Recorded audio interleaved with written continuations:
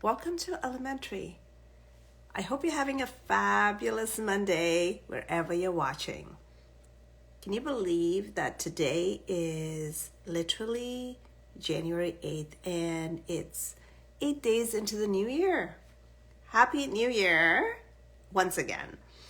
And I don't know if we can ever get bored of saying Happy New Year. I know it sounds silly. People keep saying, is it still, should we still say it? Anyhow, today I'm going to just touch on Happy New Year to you, Kimberly. Thank you for joining. I so appreciate your time. If you ever want to get on the show and do an interview, I'd be happy to interview you. So today, I have like two little topics and I wanted to just talk about, what to consider when you're trying to figure out should you buy or rent a home. And I don't want to sound partial by telling you to buy a home.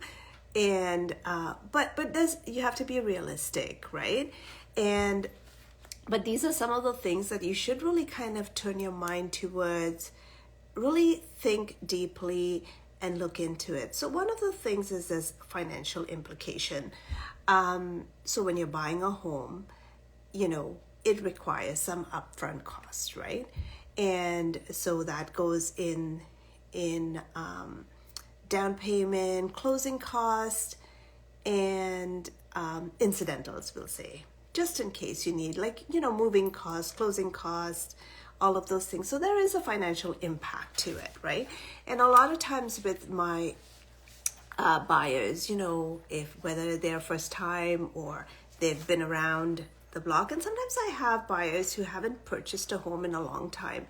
So, they are not new to the process, but they like to be handheld a bit, right? So this is the most important step. Your finances have to be spot on. Like you have to be prepared for whatever you're getting into. So what else do you need to be prepared with? Is your long-term goals. What are your long-term connection? Hope I don't get disconnected. Yeah, are you planning to stay in the home for a period of time, or are you going to want to sell it? Typically, we tell you to consider that, because if you're planning to sell it in a little bit, then really you should think of how long of a mortgage you want, right? A lot of times, a 3 to 5 year right now is probably a better rate. And so your mortgage broker will be able to help you with those numbers based on that. So a lot of times I say to someone, if you're going to get pre-approved and try to get your finances in order, one of the things I encourage you to do is work with a mortgage broker, someone who's really good at helping you understand the numbers, someone who will actually take the time to break down, what your payments look like, what you can do, try to get more flexible, how you can make it work out for you. And so one of the things they do is try and figure out your goals as well. So if you're saying, hey, I absolutely want to sell this home in a year or 3 years, then they'll guide you with that as well. The other thing you need to consider is market conditions, and that is a reality. Keep an eye on market conditions now. We live and breathe market conditions every day. So, and I know lately everyone seems to be really keeping an eye, because everything, there's so much, I know there's a lot of news out there and you have to sift through a lot of that too. Just reading what you read is not always, and please don't just read the headlines, because they have that clickbait stuff that a lot of people fall for. So those are some of the things, first and foremost, for you to kind of pay attention to. Now, people will say, hey, renting and buying. Now, on the flip side, if you are renting and you can afford to buy, and it's always a great time to buy. And I say that because people will chuckle and say, no, it's not. And really, it's a great time to buy if your story aligns with what's going on. I know most people like to time the market, and not everyone's going to come up, at the right side of the coin when you time the market. The market is the market. It's going to do good things. It's going to do crazy things. And from one week to the next, we just wait to see what's going to happen, because that's the kind of market we're in. Nobody can avoid it. That's where we are right now. Now, we were in times where situations were very non-roller coasterish, and we could tell you, 6 months at a time, we would look at stats and tell you what a house would sell for and what you expect to pay. These days, it's a little different. But the one thing I will say is that if you are renting, you have to really pay attention to, if you love this property, and I've heard people say it so much, are you going to get rent evicted? Are you going to get, is that rent going to go up considerably? Are you going to end up, is your landlord going to end up selling his condo, his house, and whoever wants to buy it actually wants to live in it? So what happens then? If they want to live in it, you got to find a new place. And, that's hard these days. So those are some of the things to be mindful of. The stability when you own is definitely, you're stable, you know what's happening, you own the property, and so on and so forth. So I would say, pay a little more attention to that. Now, not everyone can get into the housing market, right, the way it is. However, these are the times when you really, really need to work on your budget. You really need to work on your finances. You really need to work on what's going on behind the scenes with your credit, with saving money. Now, I did last week's show, I mentioned the first home savings account, and I encourage people to go get it, because this account allows you to really put money in, $8,000 a year to a maximum of $40,000, but it allows you to hold that money in that account for 15 years. And so if for some reason you don't end up buying this year, the next year, you can still go back, and let's say this year you only had $2,000 and you put the $2,000 in. Next year, let's say your grandmother wants to give you some money, you can actually put it into that account, and that's how you can save. And you can use this in addition to your RSP if you're a first-time home buyer. These are accounts for first-time home buyers, not for repeat buyers. There's some rules apply, so I would suggest you get the details of the account and figure out if you fall into that category. If you don't have an account, you're a first-time home buyer, I would suggest you go open one of those accounts. So then moving on to topic number 2, and please feel free to drop a comment or a question if you have it. Today is going to be a quick one, but moving on to, the topic number 2 that I had for today was, what are some common mistakes sellers should avoid when selling their property? And so right now, it's actually a good time to take a look at what's on the market. Properties are sitting on the market a bit longer, but properties are also, I think we're so used to properties just selling so quick that it feels like it's a lot longer, right? But there are a couple of things that you have to kind of align your property with what's going on in the market, and you also have to be patient for the right buyer, because not everyone not everyone is capable of affording that dollar amount. But one of the biggest problems that I'm noticing is overpricing. When I say that, I'll give you an example. I actually showed 2 properties. They were not assignments, because these people had actually closed on the property. So they must be investors that bought the property, that are able to close on it, and have decided that they want to now sell this property and make a bit of money by selling it, but is this the right market for the price tag you're offering? But and I'm going to go on a rant right now, and I'm going to say maybe my expectations are a little high. Like some of these properties are, this one property in particular was listed at 2.6, and so I had to say to the agent, like your price is unrealistic for that for this neighborhood. And so he kept asking me what I thought the price should be, and I said, well, without offending you, but I said, really, you should do your homework. If you've listed the property for your client, you should do your homework, right?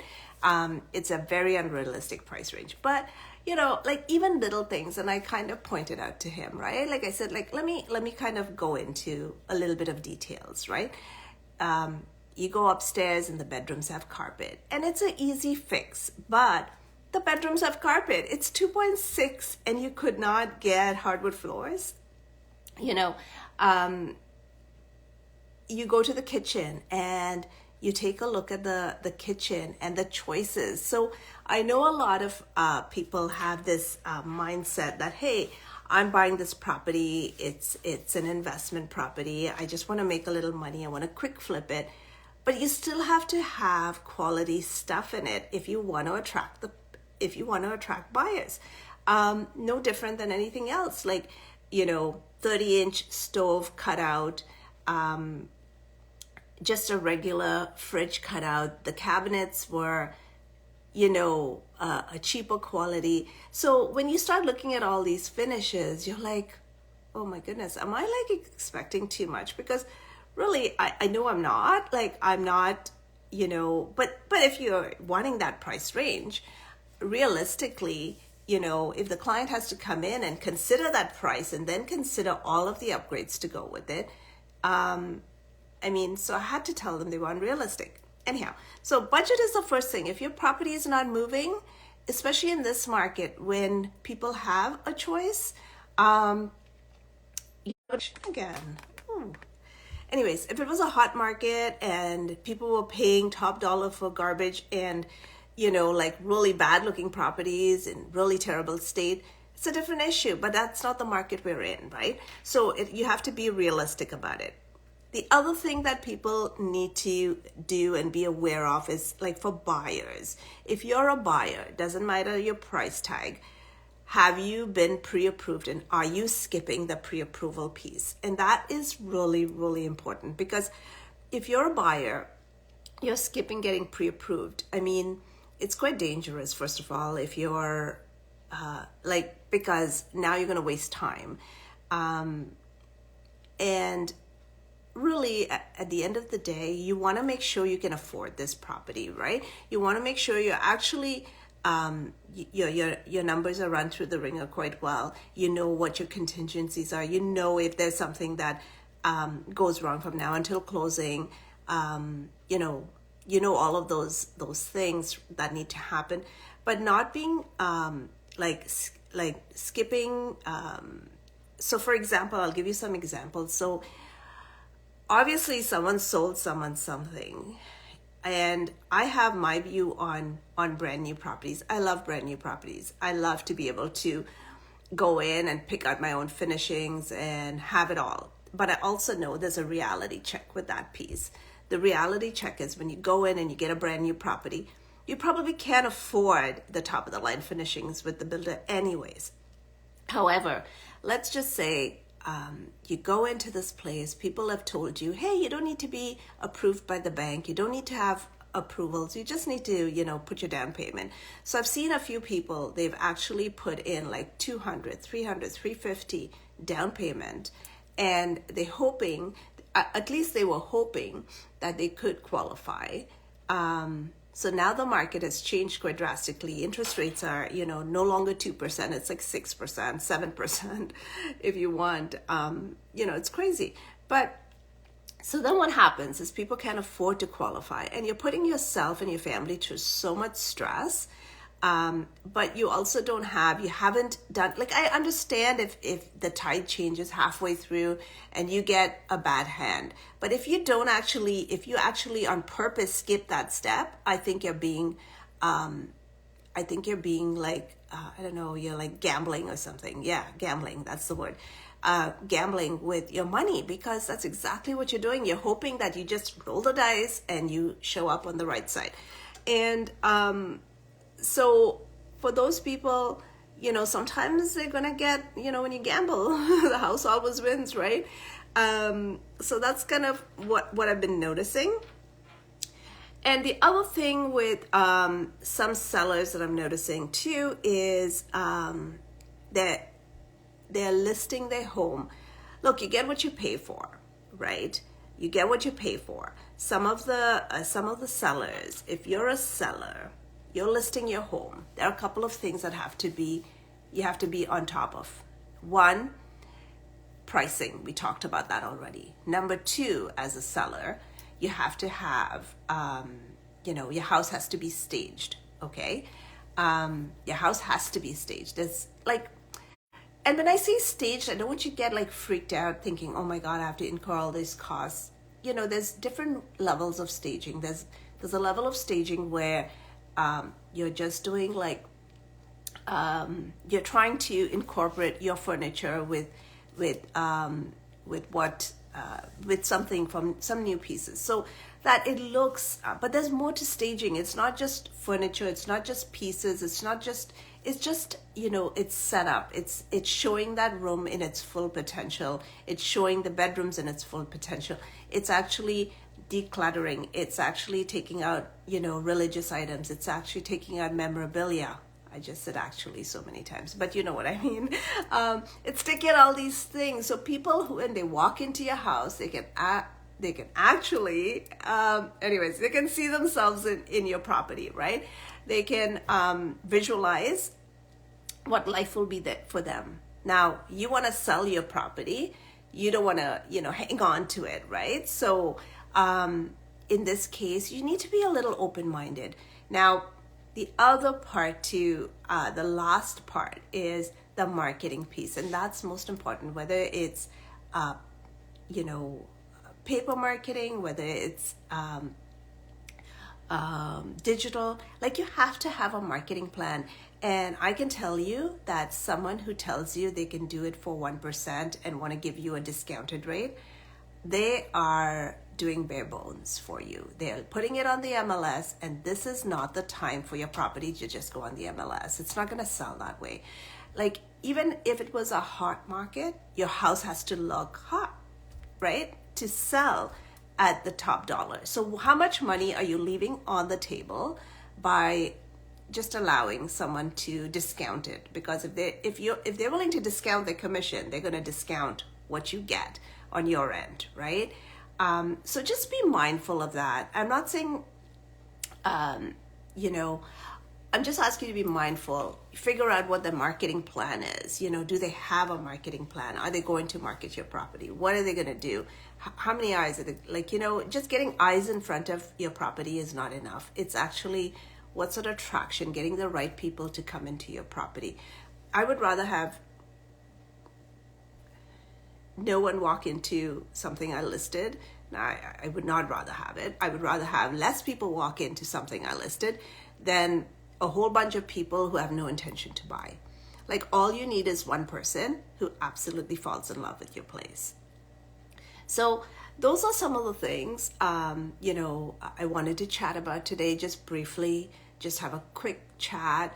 If you want to get on the show, and you want a specific topic. So if you want to be interviewed, I'm happy to interview you. You just have to message me.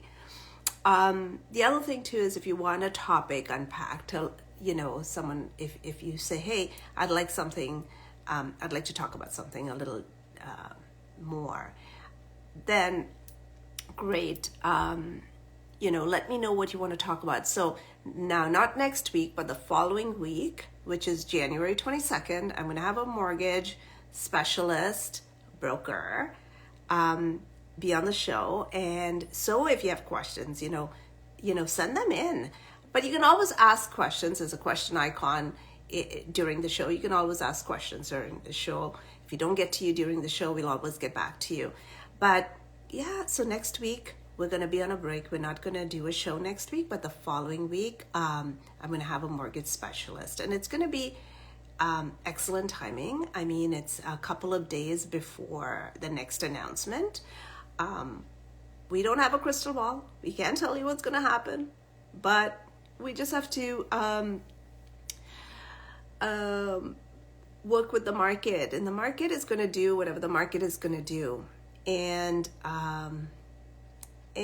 we would just figure it out as time goes on. We'll just figure it out. And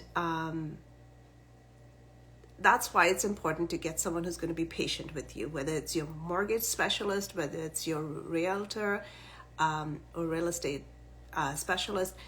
Like you need someone who has your interest at heart, who is just not looking to sell or not looking to push you to buy, who actually has your interest at heart and will do the best for you. So, seeing that you have no questions for me, I will say good night and thank you again. I always appreciate your time. The time you spend with us over your dinner hours, always appreciated. So thank you so much. And until next time, we'll see you then. Thank you again. Bye.